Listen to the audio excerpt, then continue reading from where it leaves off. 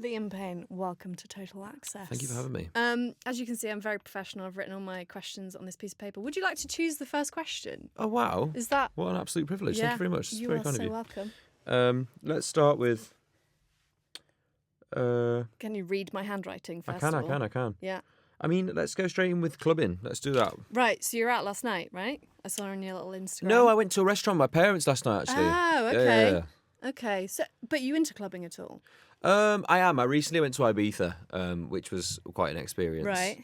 But it was good fun, yeah. I went a little bit far at times, but, you know, what else are we supposed to do? We're in Ibiza. Yeah. Okay, nice. Did you do shot? Are you a shot man? Are you Well, a I only, stiff drink? I mean, I only really drink straights. So, like, my usual go-to is tequila. Yeah. So I just kind of drink that for as long as possibly can, and then that would like sit down the next day. Surely that can't end well. Sometimes I don't. Yeah. To be honest with you, tequila doesn't send me too crazy. Like other drinks, like you ever found with like different drinks that you drink, it's like okay, that's not so good. Lambrini. I feel like I sent myself like through a number of different drinks before I arrived at tequila, but I know I'll scare myself off that one at one point as well. Which ones can you no longer drink? White wine, not happening. Red wine, not so much. Yeah. Just don't really like it. Whiskey, I kind of went through a whole thing with whiskey, and then it just kind of arrived at a certain point where I was like 13 stone and like looking at myself like, what the hell have I done to my life? And then, that's about it. Vodka, not so much for me either. No.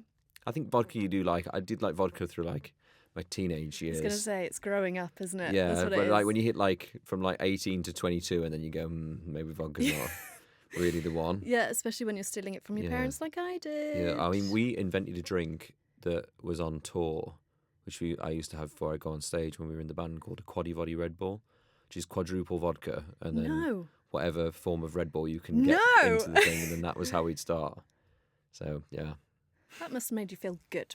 it was good to get on stage sometimes. I was going to ask you about stag do's. Have you been on a stag do? No, I've actually never been on a stag do. I think I'd be like an absolute liability if I was. So Do you think so? yeah.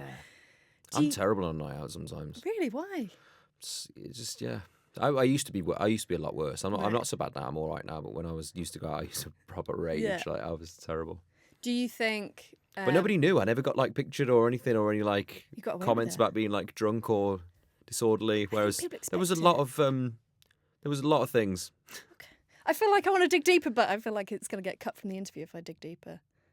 Is there any stories that you particularly... You're not going to share them with me, are you? No.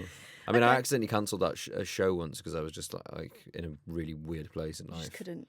I literally couldn't get off the sofa, so I was like, it was a really bad time in life actually, but it was like it wasn't great. A lot of people are being more honest about that recently. Yeah, I just think it's important. The thing is, like, we all go through these different mental struggles. I know Bieber did it really recently, and I commented on it because I just felt really bad that the only pickup that it got from the media was that he did drugs. Like, cool. Like, I just think that he said so many other things. And yeah, I don't condone anything the kid did. Like, of course, he did some crazy stuff, but I actually sat with Bieber for a long time one day. It was when us and Bieber were having a little bit of a turf war. Okay. A teenage turf war. Yeah, nice. And like it was like I just thought, screw this award show season. Like I'm just gonna go up to him and just like sit him down, whatever else. Because a few of my boys were getting pretty large of it, and he was getting a bit large of it as well. So I thought I might as well just go in, Yeah. offer the handshake, Tommy Shelby that thing, and then walk on with Yeah. it. And I went in and we just sat down. I told him my whole story about everything that went on with me. Some people don't like. There's a lot of things people don't know. Like he's one of the only people I've actually told about it. And we like confided in each other about a bunch of stuff. And I've always felt quite sorry for him because when I was doing this growing up, and we ended up in a really similar position. Difference was I had 4 other brothers behind me who were going through the exact same thing. So you can compare. You can go, what about this? What do you do in that situation or whatever? He doesn't have anybody. No one knows what he's going through. Yeah. Do you know what I mean? So it's like at the end of the day, I just think give him a break. Like he's been really like lucky to be in the position that he's in, and none of us can ever take that for granted. But at the same time, it comes along with a lot of crap that you have to deal with, and most of us are just taught, oh, you should have thick skin. But then I recently saw that bullying ad campaign where it's like the little boy going sticks and stones whenever, but like it doesn't make us any different as people. Do you know what I mean? Like sometimes stuff does get the better of you, and I've been at the end of that a lot. But you just, I don't know, you do have to be built with certain stuff for this, but that shouldn't really be the answer. And empathy runs through everything, whether it's Of somebody course. that is famous or not famous. Yeah, It's about- like I said, he did a lot of messed up stuff. Yeah, he did, but he's trying to like apologise and show where he's going with his life, Yeah. not where he's been. Yeah. So I appreciate your honesty. I get quite passionate No, I about appreciate that your stuff. honesty. I did write down about Justin, you probably saw, and Yes Oh, Men. actually, didn't know. That's Did the you only not? thing I couldn't read. I thought it said Jushin. Okay, didn't get very good grades at school, so don't pick My on me. handwriting's terrible. Did you see the Liam champagne? Ooh. Has anyone ever mentioned this before as a merch idea? I've been called Liam Champagne before. Okay, that makes And sense. then like Drake's like Champagne Pappy though, so I feel like he like outdoes me like 10-1 on that. Out the window. That logo system. You've been involved in a lot of fashion stuff recently. I know. Are you mad into your fashion? Clearly, you Do you know are what? a bit. I wasn't like crazy about it at the start, but then slowly I just ended up meeting a lot of people who were in fashion, and then like many things, you can sometimes stumble across me like, actually, I know a little bit more about this than I thought I did. And it was like going through the design meetings and whatever with the Hugo team, because we got this amazing deal come across the table from them. And then, you know, part of it was me designing stuff. And I was like, I don't know how to design clothes. I haven't got a clue. Yeah. But then the more we went through the process, the more I figured out that the beauty of my thing in design is that I didn't study fashion. Yeah. So I don't think about it like a person who's studied something for years. You're quite fresh with it because you're like, this is how I like it. Like we were in a meeting the other day and there's a certain way that they make jeans. And I'm like, this seam doesn't work. But I shouldn't know that. But I just Okay. know from wearing the clothes that the seam's not there. And then we Okay. figured it out. And then we're like changing the way that people make jeans, which for me is like, I would have never imagined be something I do. But because I'm so stupid and naive about it, I'm just like, I don't think that works. Yeah, and right. then like, they have to go back and like, figure it out. That's so interesting. It's great. It's a really good combination. And I've got such a great team around me of people who are helping me to design and learn how to design and make things. Because I don't know anything about like production time or how the factory works or anything like that. Yeah. But they know all that stuff. So I'll ask like the most stupid requests, like this needs to be this big, not this big. And they'll be Yeah. like, it's not possible. And then it's like, okay.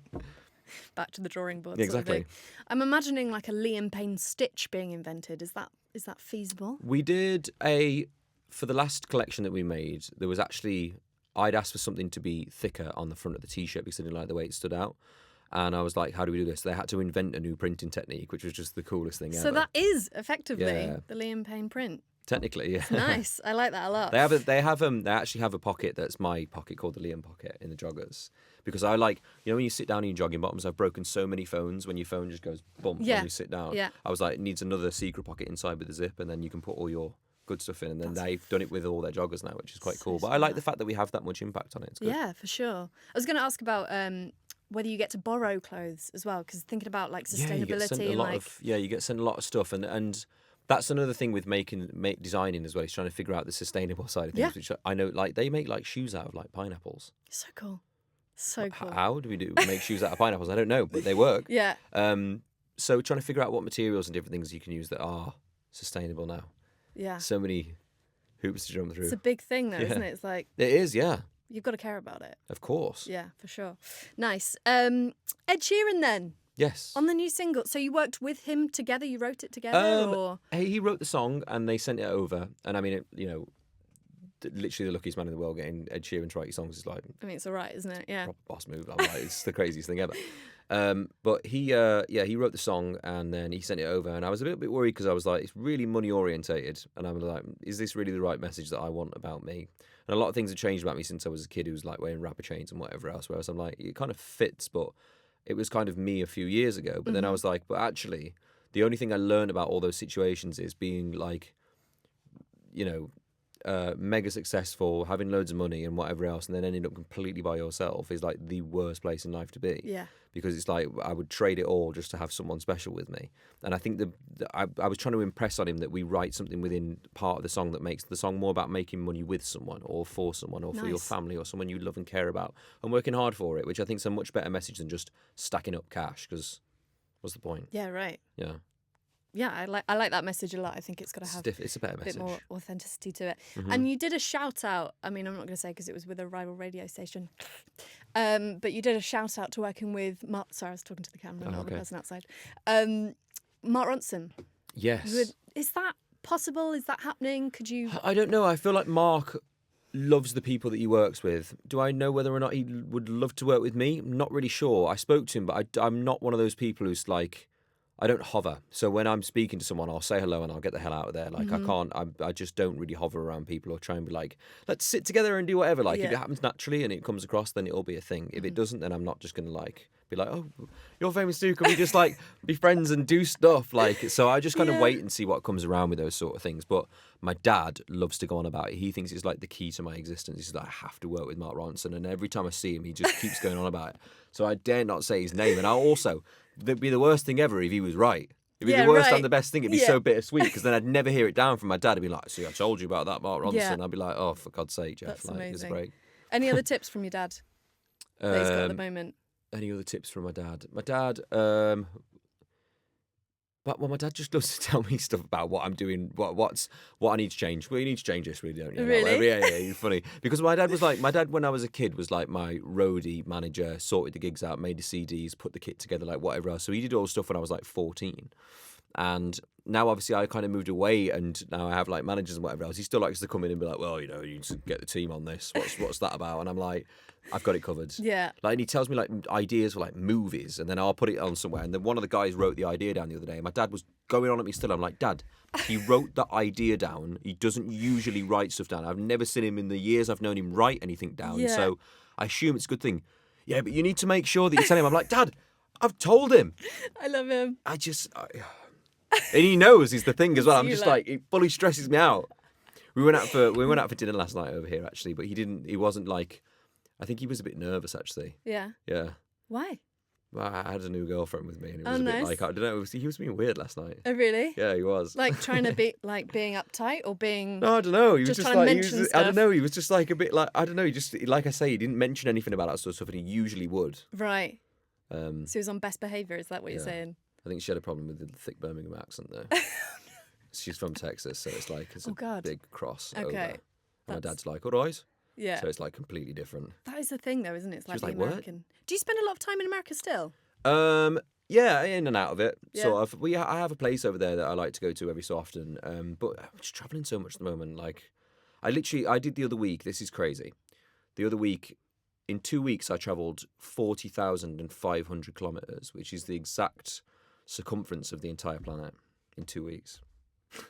That's insane. I know. I was thinking like, when I read how many kilometres it was, because I added all the plane journeys up, I was like, well, what does 40,000 kilometres actually mean? I was like, let's Google the circumference of the planet and see what that is and see how far we got. And it was the whole thing plus 500. How does that work for your mindset? 'Cause It doesn't. You don't know It which doesn't. time zone you're in.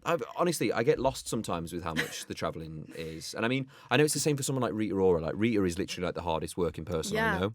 And that was, for me, what it felt like in One Direction. But then, I mean, I had Niall phone me up a few months ago and he's like, sure, you're working harder than when you're in One Direction. Why don't you have a break? I'm like, I wish I could. Yeah. Yeah. That was just spot on. That was so good. So would you prefer to be more at home? Would you prefer to be... I've had a good little spell at home because I Okay. had these couple of months. After I did all that crazy travelling, I had a couple of months where, because we moved the record back, there wasn't really anything else to do except for like, I had a few design meetings and stuff that I'd got on with, which was quite fun. I like going in and like locking myself in a room and just drawing out what I want to draw out for the clothes and whatever else, which is quite fun. I tend to get very drunk when I do that as well, which is good. Brings it out. Yeah. Yeah, so it was nice to step away from music for a minute and do something a bit different because I've been doing this for 12 years now, so it's been a real long old time to be doing the same thing. So I don't ever want it to get boring, and also I'm not going to force myself upon people with music or whatever else. I Yeah. want to make sure that the songs I release are songs I actually want to do. Yeah. Yeah, so...